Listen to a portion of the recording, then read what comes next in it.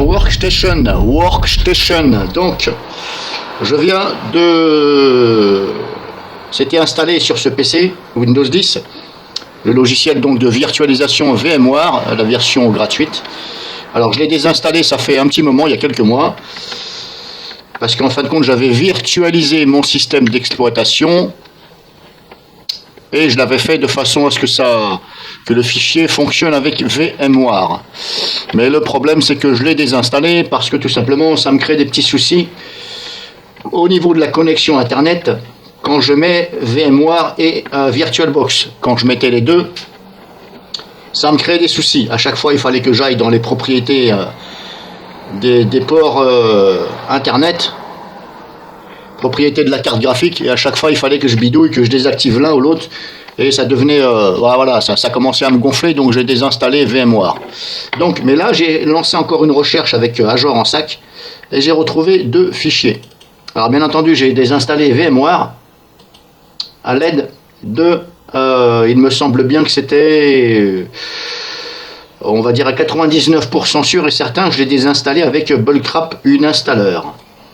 Mais là, je viens de rechercher dans tout le PC, dans tout le disque dur, je viens de rechercher des fichiers.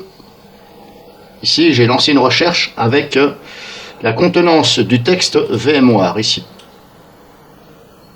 Là. Alors, je n'ai pas mis le nom de fichier. Il faut bien faire la différence entre le nom de fichier et le contenant de texte, si vous voulez, les métadonnées dans le fichier. C'est-à-dire ce qu'il y a écrit dans le fichier lui-même. Alors là, ça se localise sur ces Windows System 32, parce que j'ai recherché aussi dans le Windows System 32. Et j'en ai retrouvé deux ici. Deux qui ne se sont pas désinstallés quand j'ai désinstallé. Alors pourquoi j'en sais rien. Maintenant, je vais pas dire que c'est la faute à Bulkrap Uninstaller, puisque de toute façon, Bulkrap Uninstaller, il ne recherche pas, si vous voulez, à la fin, quand on vous demande est-ce que vous voulez rechercher les fichiers résiduels, ça ne se prend pas la tête. Ça regarde par rapport au nom du fichier, mais pas à son contenu. Et encore, des fois, ça loupe. Voilà. Mais bon, Bulkrap, il utilise, lui, le désinstallateur qui est fourni dans le désinstallateur par défaut du logiciel. Je ne sais pas s'il a son propre désinstallateur Bulkrap Uninstaller. Bref, donc ce sont ces deux fichiers-là qui se trouvent dans le dossier C-Windows. Il y en a un qui se trouve dans C-Windows System 32 et l'autre qui se trouve dans C-Windows System 32 Driver. Donc si vous êtes dans le même cas que moi, vous avez désinstallé VMware il y a un bout de temps où vous l'avez désinstallé, essayez de regarder dans votre ordinateur si vous retrouvez ces deux fichiers. Alors la taille, moi, ça fait 59 et 31. Si je me mets là, vous voyez, on voit bien entreprise VMware Inc. Donc ça veut dire que ça appartient bien à l'entreprise VMware Inc. Là, pareil, VMware Inc. Donc là, ils sont dans la corbeille, je les ai dégagés. Je ne vais pas les supprimer tout de suite, je vais attendre, bien entendu. Donc là, je vous ai expliqué, vous ouvrez, vous mettez ici, vous localisez, vous lancez une recherche. Et après, je vous souhaite bon courage, parce que figurez-vous que là, je me les suis tapé un par un.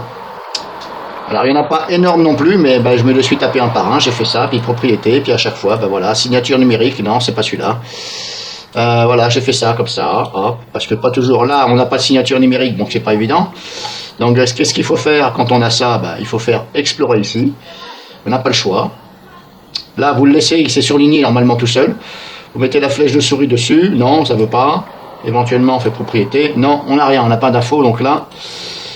Là, vous êtes bon. Puis vous faites ça sur chaque fichier. Voilà. Signature numérique. Donc là, ça appartient à Microsoft. Si vous voyez VMware Inc., uniquement VMware Inc., on va dire, sans que ce soit marqué Microsoft, normalement, ça doit correspondre à VMware. Donc, comme je vous dis, voilà, j'ai fait comme ça. Maintenant, faites attention aux utilitaires comme CCleaner qui vont vider la corbeille. Donc, faites en sorte que la corbeille ne se vide pas. Si vous avez des utilitaires tels que CCleaner, Wiz, machin, j'en passe et d'autres, faites décocher la corbeille.